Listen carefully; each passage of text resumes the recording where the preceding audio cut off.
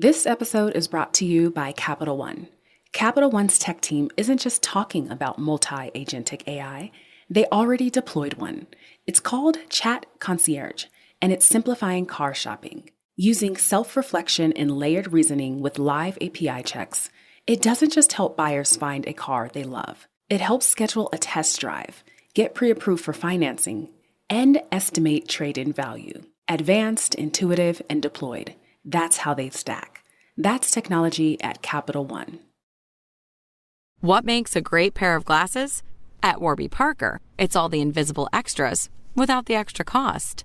Their designer quality frames start at $95, including prescription lenses, plus scratch-resistant, smudge-resistant, and anti-reflective coatings, and UV protection, and free adjustments for life. To find your next pair of glasses, sunglasses, or contact lenses, or to find the Warby Parker store nearest you, head over to warbyparker.com. That's warbyparker.com. If you're a smoker or vapor ready to make a change, you really only need one good reason. But with Zyn nicotine pouches, you'll discover many good reasons. Zyn is America's #1 nicotine pouch brand. Plus, Zyn offers a robust rewards program. There are lots of options when it comes to nicotine satisfaction, but there's only one Zyn. Check out zyn.com/find to find Zyn at a store near you. Warning, this product contains nicotine. Nicotine is an addictive chemical. Skip the gym, not the workout. With Hydro, you get a full-body workout in just 20 minutes, hitting 86% of your muscles in one smooth, low-impact motion. And now there's the new Hydro Arc, Hydro's most advanced rower yet. Arc introduces Hydrometrics, tracking your power, endurance, and precision every time you row, so you can actually see your progress. Go to hydro.com and use code ROW to get $100 off any Hydro rower, including Arc. That's HYDROW.com, code ROW.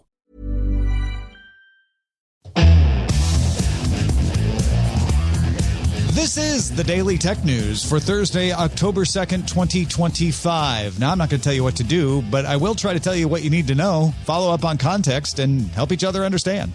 Today, is OpenAI's Sora app a hellscape or a playground? Why not both? I'm Tom Merritt. I'm Jenn Cutter. Let's start with what you need to know with that big story. Now, OpenAI is in the news for being valuable and also viral. Let's start with the value. It completed a valuation of the company, which was necessary to let employees cash in some of their shares since the company's not public. That put the company's valuation at $500 billion.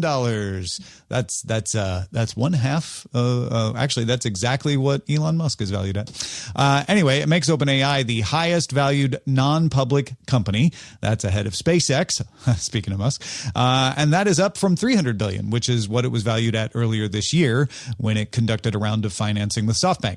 OpenAI, as I mentioned, also has a little viral buzz because of a new app called Sora, which is generating more interest than Meta's similar feed in Meta AI. Sora, the app, lets you use Sora 2, the model, to generate 10-second videos. And the trick is you can include yourself. You scan your own image into the machine, and then you can make a cameo that will put you in the videos. And then if your friends allow it, you can also add your friends, or you can say, make my cameo available for the entire world, and anybody can put you in a video if you want. You're in charge of that. 404 Media's Jason Kebler has an article about all the copyrighted material that can be found in Sora. Usually what I've seen is SpongeBob, Nintendo characters like Mario, some Rick and Morty stuff. And some of those are made in tasteless ways, as Kebler points out.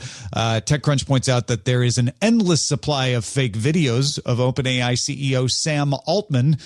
Now, granted, every video on this app is fake, so pointing out that they're fake is kind of redundant. But it also points out that Altman made his cameo available for anyone on the app to use.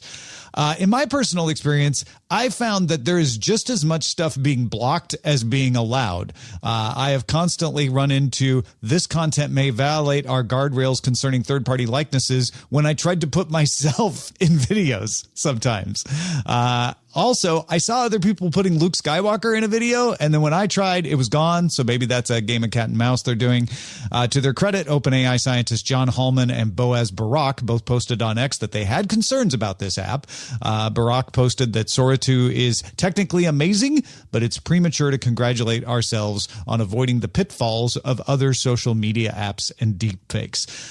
So yeah, I've been trying this app out. And I think there's a little bit of breathless concern out there and a little bit of legitimate concern out there. So Jen, I know you haven't gotten into this yet. What kind of questions do you have about it? Well, the first thing that I saw was I knew it was launching, obviously. And then because nothing on social media stays on one platform, everything migrates, everything goes everywhere. So I saw a ton of videos. And the big concern from the InfoSec lawyers on my feed is okay, great. People who use the app know it's fake. People who use Instagram and Reels and TikTok and Blue Sky may not necessarily know the origin of this video. And then they kind of put it in this is all deep fakes that could be used for misinformation category. But again, they're coming at it from a strictly legal perspective. Yeah, and I think that's a fair concern. It's not a new concern, right? No. I think the only thing that's different about this app is that maybe more videos are being made and shared because it's got a little viral buzz around it. But yes. VO3, Nano Banana, there have been plenty of examples of this happening recently where those kinds of videos get shared. And I think we are going to go through this every time there's an advance in this technology, right? Yeah. I was surprised to hear that you did not get Luke Skywalker through and that you had problems with yourself. And then I was thinking it's because of your long media background that you definitely count more as a public figure than a person. Yeah. Here's a couple of prompts that got blocked for third-party likeness possible violations. Ace Detect, which is how I refer to my Cameo, hosting Daily Tech News Show, telling you that there is a problem with AI. And then it said, basically, because I put Daily Tech News Show, it's oh, yeah, you can't put someone hosting that. That's a real thing. I'm yes, but I'm the host. Also, I put one up saying Darren Kitchen and Justin Robert Young and the rest of the Supreme Court of Podcasting sentenced Tom to a violation of abandoning his post, meaning he didn't post an episode. Ha, ha, ha. It said that might violate our guardrails concerning third-party likenesses. So I redid it and said, and the rest of the Supreme Court of Podcasting, which is an imaginary institution used just for this video. And then it let it through. So these guardrails are obviously not perfect, but they are there. And I think there's a bit of a cat and mouse game in getting them fine-tuned to work properly. I also think a lot of this stuff, like the SpongeBob stuff, might be authorized. I doubt the Nintendo stuff is authorized. That's very not Nintendo-like. But it could be that some of the stuff is just, they have been in touch with studios and intellectual property holders and give them the option to block it from being output in Sora. And some institutions may be you know what, it's fine. Let's see what happens. Well, when you were setting up, because you had to set up your Cameo, you had to say, here's me, here's my picture. How did they have that go? Because if I was just uploading pictures of you saying, oh, no, I'm Tom Merritt, so I can do this stuff. You can't do that. How did they set that up with you? You have to say 3 numbers. That's how they get your voice. And then you have to have your camera on your machine looking at you. You have to look to the left, look down, look to the right. You have to be moving. So it would not be impossible to fake a video of that, right? I could use another tool to take actual video of me and make me do that and then try to show it to the camera. I'm not sure how good it is at detecting whether a real person is sitting in front of the camera or not, but it would be pretty difficult for it to do. Well, now I'm going to have to see how many videos there are of Half-Life's G-Man. Oh, I saw some Half-Life. Death Stranding, saw a bunch of those too. But yeah, every time I tried to make any kind of intellectual property that wasn't SpongeBob, Rick and Morty, or Mario, it got blocked. Those 3 got through for some reason, which I'm very curious how those 3 are continually getting through, which makes me suspect that maybe Paramount, Rick and Morty, and SpongeBob might have said it's okay, But I cannot bring myself to suspect that Nintendo is like, sure, let the people make deepfakes of Mario. That just is not. I was even surprised with Paramount because they tend to not be first in things. They just got bought, though. Oh, good point. So you've got David Ellison running that ship now, which could be a whole different kettle of bees. Well, that would open up Star Trek, wouldn't it? It would. And Darren Kitchen actually did a couple of videos of me and him in TNG uniforms doing things in the Star Trek universe that made it through as well. So I don't know. Maybe there's something there. Meanwhile, Google is also in hot water, with The Verge discovering that a search for "Is Trump in cognitive decline?" does not deliver an AI overview and only returns a list of links if you use AI mode. Whereas, this is The Verge's contention, a similar search for "Is Biden in cognitive decline?" returns an overview, so a little summary of what's been happening with that topic, and an answer in AI mode. Google told The Independent, and I quote, "We don't show AI overviews on every query. And similarly, in AI mode, for some topics like current events, we may show a list of links as the response."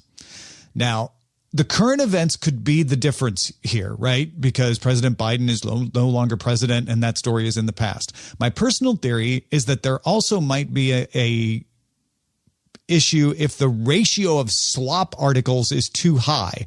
So they've got a bunch of unreliable stuff out there. They might filter out the responses because they can't make sense of it. There is a longer history of reliable reporting on President Biden's mental health, and quite a lot of speculation that is not necessarily founded in good reporting on President Trump's. In my own testing, most political leaders, like Republican Senator Mitch McConnell, do show an AI overview. However, a search of my own, including the name of Democratic Senator John Fetterman, did not show an overview or a response in AI mode. DTNS is made possible by you, the listener. Thanks to That Charlie Dude, Justin Zellers, Carmine Bailey, our new patron, One Who Knows, and Martin, and our returning patron, Kelly. Welcome back, Kelly. Yay, welcome, Kelly. And welcome, One Who Knows. You definitely know. Well, you know what's up. So do you, Martin. Good to have you all. Thank you for being here.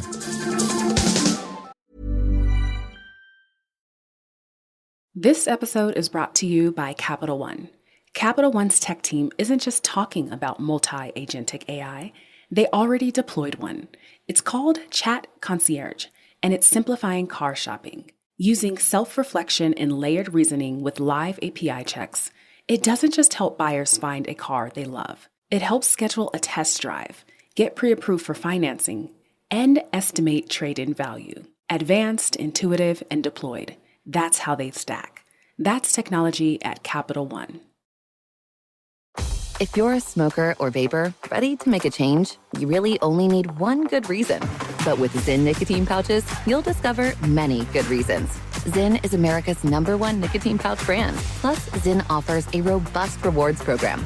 There are lots of options when it comes to nicotine satisfaction, but there's only one Zyn. Check out zyn.com/find to find Zyn at a store near you. Warning, this product contains nicotine. Nicotine is an addictive chemical. Hi, this is Joe from Vanta. In today's digital world, compliance regulations are changing constantly, and earning customer trust has never mattered more. Vanta helps companies get compliant fast and stay secure with the most advanced AI, automation, and continuous monitoring out there. So whether you're a startup going for your first SOC 2 or ISO 27001, or a growing enterprise managing vendor risk, Vanta makes it quick, easy, and scalable. And I'm not just saying that because I work here.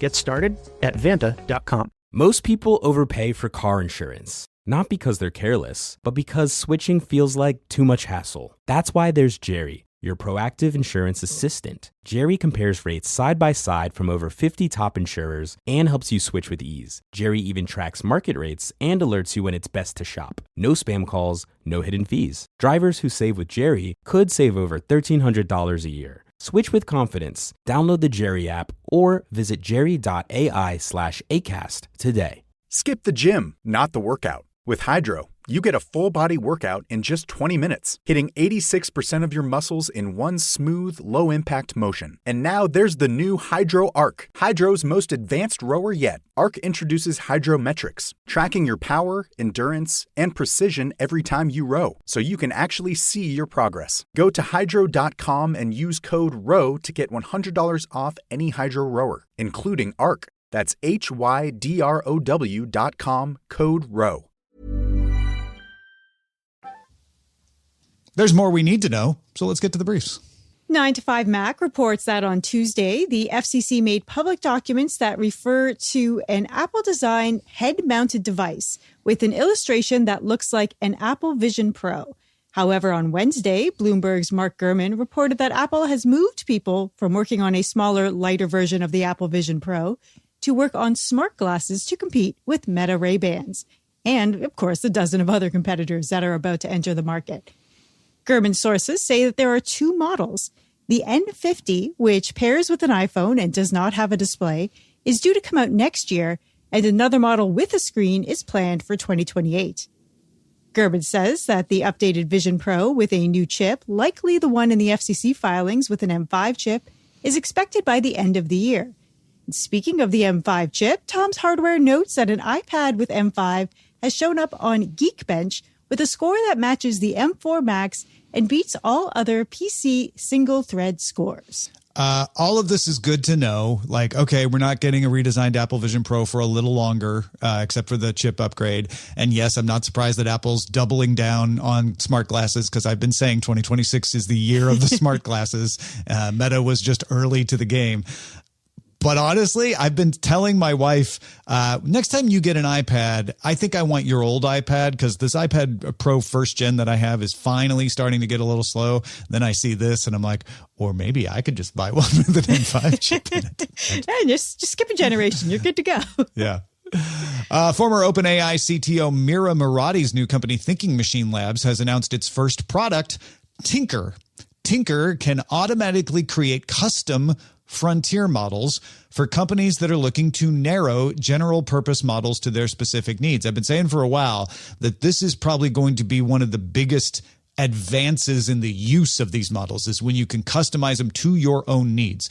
And to do that right now, organizations have to spend a lot of effort to customize the models. They are used for a lot of different things. Some examples include drafting legal agreements reliably, right? If you customize it, you can rely on it a little better. Answering medical questions, solving math or accountancy problems. Again, these are things that the general purpose models can do, but when you customize them and narrow them, they do them really well. Tinker lets you fine-tune either Meta's Llama or Alibaba's Qwen models by just writing a few lines of code. And then you can either have it use labeled data or something called reinforcement learning, which is a little more popular right now, and then download the defined model that you can run on your own system. Just basically speeds things up and makes it a lot easier. Yeah, this is going to get AI through a lot more compliance issues for and also more available to medium and small size companies who want to be able to do this and run bigger things with a smaller team. Yeah, you'll be able to bring down the cost so more companies can access it. That's a big part of it. And more companies will be willing to try it because of that and say, oh, I don't want, the Meta Llama model running my accountancy, but if I can narrow it down on my data so that I know it's going to make a lot fewer mistakes, maybe fewer than humans, then now we're talking. Mm-hmm. Makes corrections a lot easier and more helpful in the future. So we've got to say thank you to Motang for tipping us off on this story on the DTNS subreddit. Japan's Asahi Group Holdings disclosed that a malicious attack on its systems had disrupted ordering, shipping, and customer service activity. Asahi is one of the world's biggest breweries and holds 1/3 of the market for beer in Japan. Asahi says that no personal information was accessed, and it is working to restore systems but did not give a timeline. Meanwhile, convenience stores eye their dwindling stock with concern. Yeah, I saw a story on Yahoo Finance that they interviewed somebody who runs a Lawson's convenience store. Like, we've got like 1 or 2 days supply of Asahi at most. Oh, no. So, yeah, good for the other beer makers, I guess. They get a little chance to get in front of some people they wouldn't otherwise. But I'm not joking. That is a serious problem. Yeah.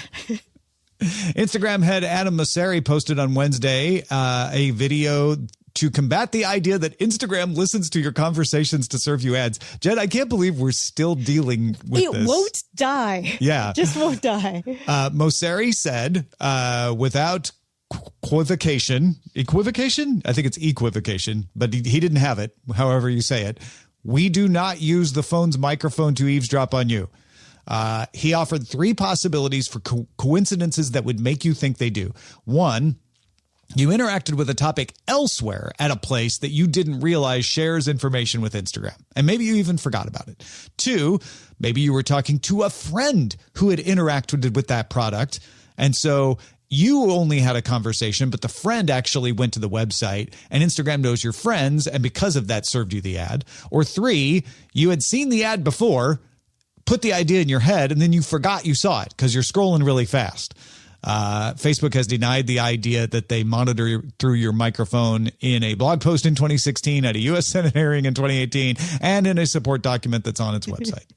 See, I have a separate conspiracy theory that won't die. Like, my mom is convinced that they use a microphone, and nothing I do, say, or show is going to convince her otherwise. But for me, my conspiracy theory is that ads on Instagram have a much bigger hitbox or clickbox than everything else, because I will accidentally click on an ad while scrolling, and that drives me crazy. That's a sensitivity space. That might be worth looking into, right? There might be something to that. So that's the one I'm going to propagate and throw out there. Yeah. But as Mosseri says in this video, and I'm not trying to shill for him or anything, if your phone is working properly, both Android and iOS are very good at showing you the mic is on when it's on. Mm-hmm. Now, if you don't trust Android and Apple, or Google and Apple, then that's a whole other thing. But I don't think Apple would cooperate with Instagram on that. And somebody auditing security would have found it. So I'm pretty sure he's right that they're not using the microphone, and it's just a bunch of coincidences. But to me, the story here is he's educating people just how much tracking goes on. So how many friends does Instagram have? I don't even want to know that list. It's got to be hundreds, if not thousands. SpaceCoin says it has successfully tested transmitting a secure blockchain record through its EnduroSat CTC-0 satellite in orbit between Chile and Portugal. Founder Teo says the test was part of his hope to, quote, build a decentralized network of communication satellites and fulfill the vision of building permissionless connectivity. I don't know if this takes off, but I thought we should note it because it's using their own satellite, which they launched on a Falcon 9 rocket from SpaceX. But, that's available for anybody who's got the money to put something on. People are starting to talk about the idea that these satellite internet services might be hard to hold to account. You could have an entire blockchain system that is more difficult to regulate and hold to account. And depending on where you fall, that might be a good or a bad thing. It kind of depends on who's operating it, I guess. Mm-hmm. Yeah, no, lots of satellites up there. Yeah. And here's some more. A company called Inversion announced its on-demand delivery vehicles at a factory in Los Angeles on Wednesday, but these aren't sidewalk robots or autonomous cars. They are spacecraft. Inversion's ARC spacecraft can hold up to 225 kilograms of supplies and keep them in space for up to 5 years. When needed, they can then descend and deliver them in less than an hour anywhere on Earth you need them. So this is not for delivering burritos, clearly. I guess they could be frozen if they're up in orbit, but yeah, that's not what it's for. The first client is the U.S. military, which could use it for storing medical supplies and then delivering them when needed, or drones perhaps, or other cargo. Inversion plans to launch the first ARC vehicle into space by the end of next year. See, this is closer to the future we were promised. Yeah, no, spacecraft will take whatever you need anywhere. I mean, I can imagine it's spacecraft. Like, it gives you that more future than drone. Like, drone sounds too current. Some kind of like warehousing for civilian uses with this as well, where you could just, have things that are, I don't know, toilet paper, right? Doesn't matter if it gets frozen up in space.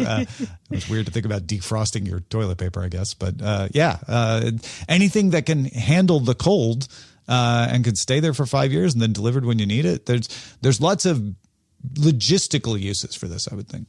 The Verge reports that Amazon's new Vega OS, used on its new Fire TV stick, will have all the apps you expect from a device, even though it no longer uses Android as the OS. That's because apparently it will stream the entire app from the cloud, not just the content.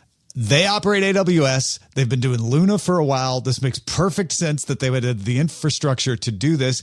And if you're like, oh, but what if the internet goes out? Well, you can't stream your TV anyway. So I guess it doesn't matter. That's kind of genius, honestly. Yeah. Luna drives me crazy because my parents see ad for it and we can't use it. It's like, oh Jen, have you tried this? I'm like, well, not officially. Finally, some quick headlines that are just good to know if you want to understand the news in the future. Reuters sources say that Bending Spoons, home of brands like Evernote, StreamYard, and Meetup, is in talks to buy what's left of AOL from Yahoo. Spotify announced a new feature Wednesday that lets you exclude certain music tracks from the recommendation algorithm so that you can safely let your niece play the Pokemon theme song 100 times in a row and then just remove it later. The Financial Times reports that Universal Music and Warner Music are close to multiple deals that would pay them royalties in exchange for the use of their music in AI models from companies like Google, 11 Labs, Stability AI, Suno, and Udio. The Brave browser, which emphasizes privacy, says it now has more than 100 million active users across mobile and desktop. By comparison, that's about half what Firefox has. Perplexity is making its Comet browser, which builds in its LLM tools, available for free for all users with rate limits. Financial Times reports that Walmart is going to use Bluetooth sensors from Wiliot to track its 90 million pallets that it uses to ship groceries around. Disney will replace its Star branding on its international streaming services with the Hulu brand, beginning October 8th. Ooh, Hulu going international. And Semaphore says that Intel is in early talks to sign up AMD to its foundry business. That'd be a big get. A court in the Netherlands has ordered Meta to offer Facebook and Instagram users the option for a non-algorithmic timeline. They didn't say chronological, though. T-Mobile now supports using WhatsApp, Google Maps, X, and AccuWeather on its satellite-to-cell service. The blogging service TypePad closed up its business September 30th. Aww. And on Wednesday morning, 2 Amazon Prime Air delivery drones collided with a construction crane in suburban Phoenix, Arizona. As far as we know, nobody was hurt. Those are the essentials for today. Let's dive a little deeper. Previously, we talked about YouTube making 2 big moves, doubling down on live streaming and leaning into AI for creation. Those 2 efforts are connected, and we have Andy Beach here to connect those dots. Andy, thanks for joining us. Hey, Tom, how you doing? Good, man. So YouTube had a bunch of announcements a few weeks ago, and you wanted to focus on 2 in particular and how they related to each other in a way that might not seem obvious at first. Yeah, I'm a fan of a twofer, and there were 2 out there that were worth covering. The first one that I picked up on the New York Times was really around how YouTube is increasing its efforts around live streaming. It's been a decade since really they enabled the capability, and they're really just plowing into it with new efforts. Part of the way that they're making that attractive, though, is covered in a Reuters article I found, which is how they're bringing YouTube is bringing a whole set of AI content creation tools out for its creators to make it easier for them to create content. So I know one of these was giving you mini games to play, which I'm not sure exactly how productive that will be about bringing new live streamers in, but maybe, it's worth a shot. What are some of the others? Well, they're doing a variety of things. So they've got some practice mode tools that the creators will have access to. They're bringing the ability to do co-streams and watch party-like capabilities. A number of other sites, including Substack, that I do a lot of work on, has been doing these sort of co-streams where 2 creators can get on and talk, and it brings 2 audiences together as a great discovery tool. And then they're trying out, yet other ideas for ad innovations. Ads are an area that have been very nascent, and there's just, I think everybody's looking for the right way to make monetization of the content feel not intrusive so that it turns off a viewer, but still allows someone to profit from it. And how does that connect to some of the new AI style stuff that they're bringing? So, I mean, it really comes around in two ways. First of all, a lot of the generative tools are just making it easier for the creators to get started, and then scaling the ways that they can connect with their audience. And then on the flip side, there were a number of the AI tools that just make it easier for the viewer to either go discover the content or to follow along with the content as they're consuming it. And one of the notes that I saw in the live piece was the fact that on average, the average YouTube viewer is watching 30% content that is live throughout the day. So this is a pretty massive area for them when you think of that kind of numbers, particularly when you think about the volume of content that exists that is YouTube. The fact that nearly a third of the audience is showing up for something that is being created in real time, it makes sense that they're trying to go after that market in a new way. And it also makes sense to me that that's exactly where they would want to target some of the AI tooling so that they make it easier for the adopters to feel like they can get started in that space. So we're not talking about AI hosting the live stream, right? We're not yet talking about too much of that. What are we talking about? Yeah, I mean, there was a quote from Barbara McDonald at YouTube Live and said, effectively, everybody's going to have a mobile broadcasting studio in their pocket. So that's what it really means. Like if we think about the work that mutual friends have done, even yourself around, that it takes a number of people to put out a high quality live piece of content. And they're trying to lower the barrier of entry to that, make it easier so that you have effectively some agents that are offloading pieces of the work for you so that there are less moving parts that you have to enable as part of the workflow. Yeah, so transitions and like being able to bring in a co-streamer, so to speak, graphics and stuff, things like that, maybe. Yeah, absolutely. Even things like just the countdowns, making it easy for cutaways if there are ad placements in it and others as part of it. So all those pieces that we inherently think of as production work that goes into creating a piece of live content, they're now going to have AI tooling that makes it easier to get to that, along with some of the stuff that we already think about when we think about generative tools getting into the production space, like subtitling and graphics and others that I feel like we've all sort of gotten used to and accustomed. These are a little newer and touch into areas that are pretty unique to the live distribution workflow. Yeah, and in some ways less flashy. They're not the kind of thing that make for a good outrage headline about how we don't like AI. And so maybe they don't get as much uptake, but I like your perspective on this, that those AI tools, you can do a worst case scenario about AI slop, or you can look at the fact that it'll actually just make it easier for you to live stream, which could mean your favorite content creator does more for you. Right. Absolutely. If you're having to think less about the production to get it up for any given one, you're likely going to make more content as a subsequent of it. So in theory, it should just push more and more quality content into YouTube for us to consume. Well, Andy, as always, thanks for bringing this to us and helping us see a different perspective on it. If folks want to find your perspective on the regular, where should they go? Thanks, Tom. As I mentioned, I have a Substack. It's called enginesofchange.ai. And over there, I'm typically writing about the collision of media and AI technologies. Fantastic. Thanks, man. Thanks, sir. I mean, it's another example of customizing tools for a specific purpose, I guess. I never, ever would have guessed that live was up to 30% for YouTube. Yeah. If you had made me pick a number, I'd say, I don't know, 10, 12. Yeah. No, it's interesting to see the sort of slow momentum that it's getting. Folks, if you've got feedback about anything that's brought up in the show, we are available on all the social networks. We are at DTNS Show on X, Instagram, Threads, Blue Sky, and Mastodon, and Tumblr. For TikTok and YouTube, you can find us at Daily Tech News Show.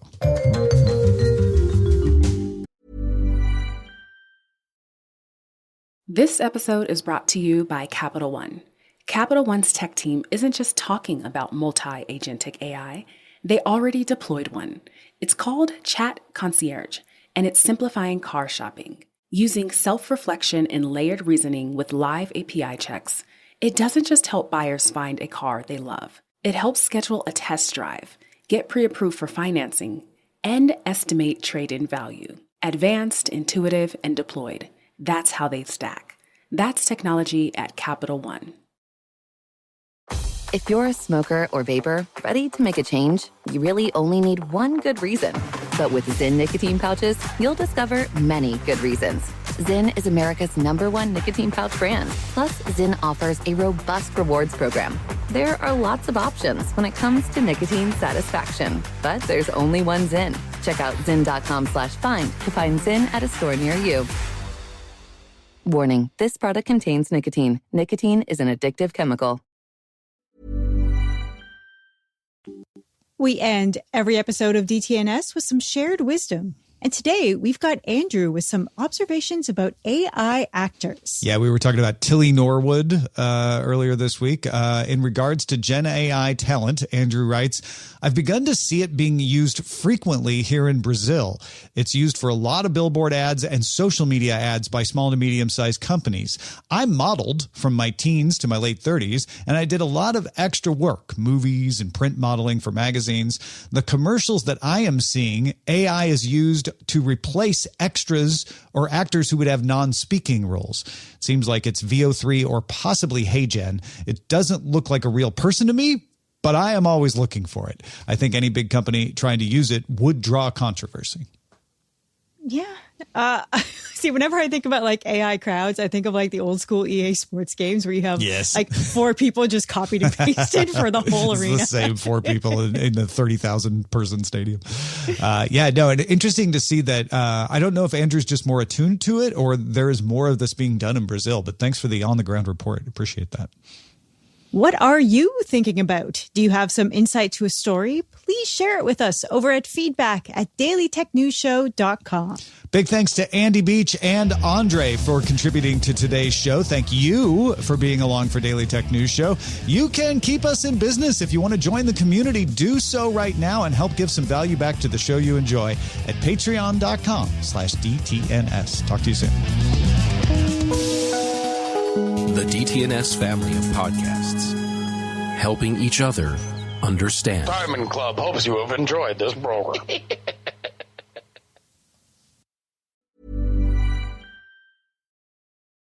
This episode is brought to you by Capital One. Capital One's tech team isn't just talking about multi-agentic AI, they already deployed one. It's called Chat Concierge, and it's simplifying car shopping. Using self-reflection and layered reasoning with live API checks, it doesn't just help buyers find a car they love. It helps schedule a test drive, get pre-approved for financing, and estimate trade-in value. Advanced, intuitive, and deployed. That's how they stack. That's technology at Capital One. If you're a smoker or vapor ready to make a change, you really only need one good reason. But with Zyn nicotine pouches, you'll discover many good reasons. Zyn is America's #1 nicotine pouch brand. Plus, Zyn offers a robust rewards program. There are lots of options when it comes to nicotine satisfaction, but there's only one Zyn. Check out zyn.com/find to find Zyn at a store near you. Warning, this product contains nicotine. Nicotine is an addictive chemical.